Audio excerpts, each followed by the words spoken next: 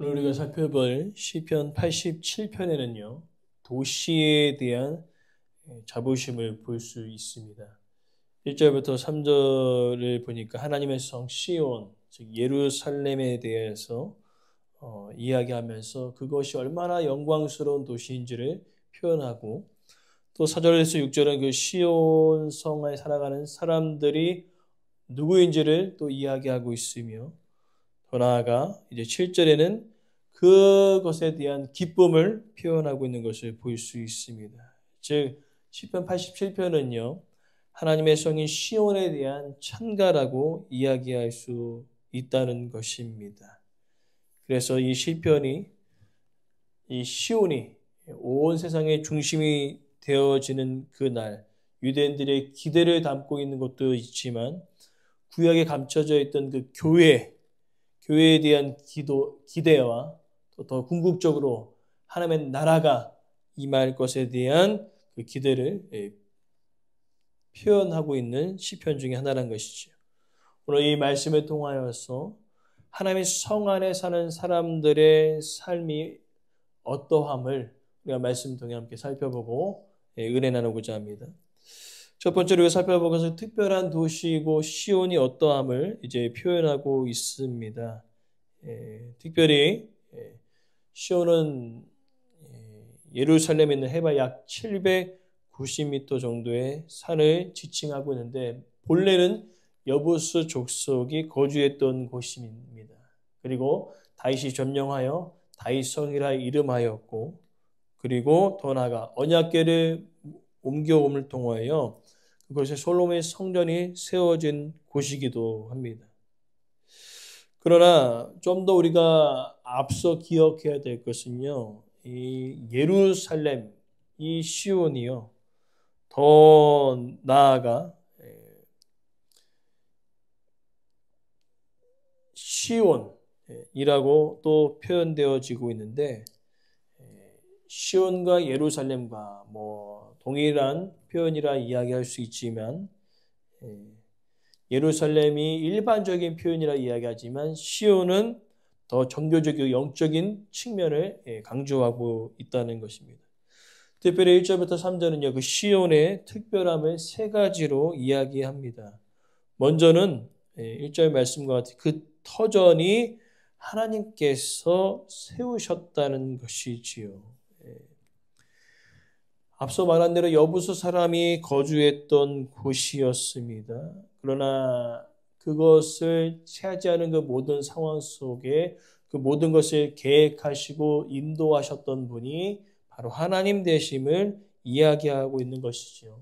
즉 어쩌다가 다윗이 그곳을 차지한 것이 아니라 이미 하나님께서 계획하고 계셨다는 것입니다. 그래서 알 수 있는 것은요, 이곳은요, 이전에 아브라함이 이삭을 바쳤던 그 모리아 산이 있었던 것이었고, 더 나아가 하나님께서는 이 시온 성, 그 예루살렘, 그 성전에 임하심을 통하여서 놀라운 하나님의 역사를 이뤄낸, 즉 하나님께서 세우신 터전이라는 것이죠. 특별히 오늘 본문에 거룩한 산들이란 표현이 있습니다. 복수형으로 되어져 있는데, 예루살렘 주변에 많은 산들이 있지만 그 많은 산들 중에 하나님께서는 특별히 이 시온이라는 곳을 정하셨다는 것이지요. 자신의 처소로 삼으셨다는 것입니다. 그리고 더 나아가 이것이 특별한 것은요, 하나님께서 사랑하시는 성이라는 표현이라는 것입니다. 특별히 오늘 본문의 시온의 문들을 사랑하셨다. 단지 오늘 이 문이라는 표현은 출입구라는 그 의미보다는요, 성문에 앉아 있다는 그 표현, 이것은 우리가 바로 룻과 보아스의 사건을 통하여 우리가 알 수 있던 것처럼, 이제 기업을 물기 위해서 보아스가 어디를 가냐면요, 그 성 입구에 앉아 있는 자들을 찾아가서 기업 물을 것에 대하여 묻는다는 것입니다. 그것은 무엇입니까? 단지 문자적인 그 문을 의미하는 것이 아니라 당시에는요, 성문에 앉아있는 자들이 그 성 안에 모든 치리권과 모든 것을 감당하고 있는 고위직이었다는 것이지. 그리고 더 나아가서 여기서는요, 그 고위직만 이야기하는 것이 아니라 성 안에 있는 자들을 표현할 때에 성문에 앉아있다라는 표현을 쓰고 있다는 것입니다. 그러니까 단지 성문에 앉아있다 해서 구걸하는 의미가 절대 아니고 무리하는 의미가 아니라 고위 관료들 뿐만 아니라 그 성 안에 있는 모든 자들을 지칭할 때 표현되어지는 것이지요. 그러면서 우리가 기억해야 될 것은요, 바로 이곳을 하나님께서 사랑하셨다는 거죠. 그리고 더 나아가 더 특별한 그 일은요, 시편 132편 13절부터 14절에 보니까요, 시온을 택하셨습니다. 자신의 거처로 삼으셨습니다. 그리고 내가 영원히 쉴 곳이라고 거주할 것이라고 표현하여지고 있습니다. 그러니까 또 다른 시온의 특별함은 무엇입니까? 그곳이 영원토록 영광스러운 그런 곳이 될 것을 선포하고 있는 것을 볼 수 있습니다. 그러나 우리가 기억해야 될 것은요, 단지 성 자체가 영광스럽다는 그 의미가 아니라 그 성 안에 임재하시는 하나님이 계시기에 그것이 영광스럽다라고 표현되어지고 있다는 것이죠. 특별히 이제 그 시온은요, 더 나아가 신약에 와서는 예수님께서 이제 무엇이라 이야기합니까? 교회가 바로 그와 같은 일들을 감당할 것이라는 거죠. 그래서 베드로가 고백한 주는 그리스도시여 살아계신 하나님의 아들이십니다라고 했던 마태복음 16장 16절 말씀, 그리고 그 고백 위에 하나님께서는요, 예수님께서 마태복음 16장 18절에 내가 이 반석 위에 내 교회를 세운다 말씀하고 계셨다는 것이죠. 예수님께서 교회에 터를 세우셨고 예수님께서 교회를 사랑하셨습니다. 제 구약에서는 시온의 개념이 예수님의 시대, 오늘날 우리 시대에는요, 하나님의 임재와 그 영광과 그 사랑이 바로 교회 위에 있다는 것을 우리는 기억한다는 겁니다. 그러면서 이제 우리가 주의해야 할 것은요, 바로 이스라엘 백성들이 이 선민의식, 이것이 너무나 강하였기 때문에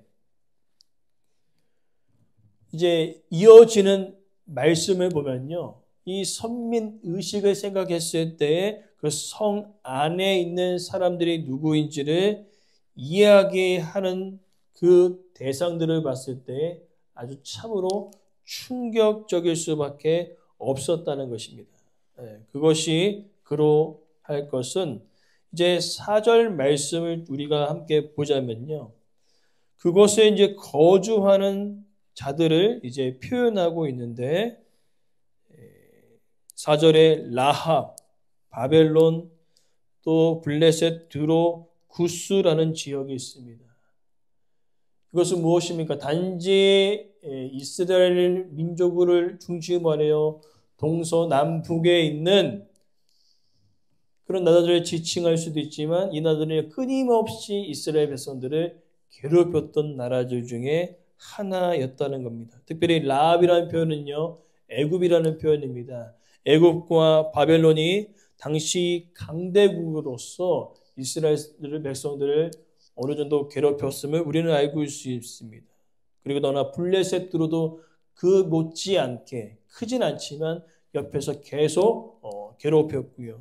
그리고 더 나아가 구스라는 표현은요, 단지 구스 나라를 지칭하기보다는 여기에서는요, 더 멀리 있는 이방 민족들을 가리킬 때 쓰고 있다는 것입니다. 무엇이지요? 지금 4절부터 6절의 내용은 시온 성 안에 살아가는 사람들을 이야기하고 있으나 오늘 본문에는요, 선민 의식에 사로잡혔던 유대인들이 보기에는 이들은 거하지 않아야 된다는 것입니다. 그냥 이방 민족이 아니죠. 끊임없이 이스라엘 백성들 괴롭혔던 이방 민족이었습니다. 그러나 하나님께서는요 5절과 6절 말씀에 이 사람 저 사람을 이야기하시면서 6절에 그 수를 한 사람 한 사람 세고 계심을 믿습니다. 무엇입니까? 구원의 은혜는요 하나님 각 사람에게 부어주신 놀라운 축복이라는 것입니다. 한 사람 한 사람을 만나시고 또한 구원의 은혜를 하나님께서 허락하고 계시는데 앞서 얘기한 대로 이 선민의식에 사로잡혔던 그들은요 어떻게 생각했습니까? 자신의 민족 밖에는 모두 다 지옥불에 떨어질 인간들이라는 겁니다. 그것을 어떻게 우리가 알 수 있습니까? 바로 이제 사도행전을 거슬러 왔을 때도 예수님의 제자였던 그들도 이 선민의식에 너무나 사로잡혀 있기 때문에 복음이 예루살렘에만 묶여 있었다는 것입니다. 그러나 하나님께서는요 스데반의 순교를 통하여 이 복음이 예수님의 선포의 말씀대로 예루살렘과 온 유대와 사마리아와 땅 끝까지 이뤄가는 것을 볼 수 있습니다. 무엇입니까? 복음을 통하여 모든 민족의 장벽을 허물어 내셨다는 것이죠. 그러나 여기서 알 수 있던 것은 이 선민의식에 사로잡혔던 그 유대인들 그들은요 이것을 전혀 이해하지 못했다는 것입니다. 그러나 하나님께서 원하시는 것은요 오늘 보면 4절과 6절의 말씀처럼 온 민족이 바로 이스라엘을 통하여 하나님을 알게 되기를 원하셨던 것처럼 오늘날 교회에게 주신 놀라운 사명도 마찬가지라 합니다. 우리 성도들로 하여금 주변에 믿지 않는 자들이 하나님을 알게 되어지는 복음의 통로로 세워지는 그 놀라운 일들을 우리가 감당해야 될 줄 믿습니다.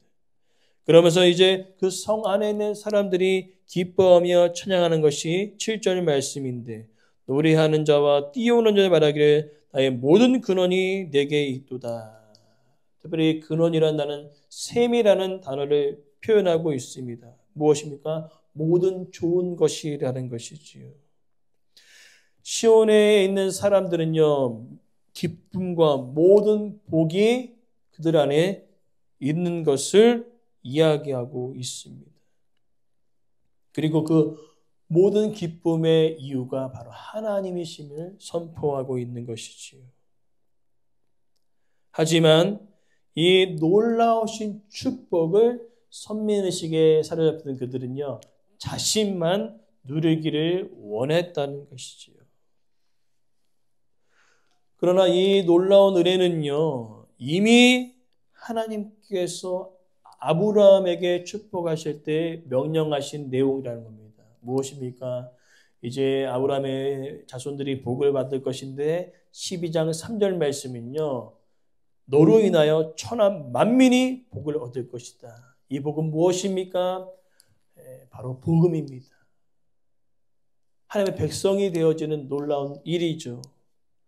그러나 거기서만 표현된 것이 아니라 여러 선지서에도 예언되고 있는데 특별히 대표적으로 스가랴 2장 10절에서 11절은 이렇게 표현합니다.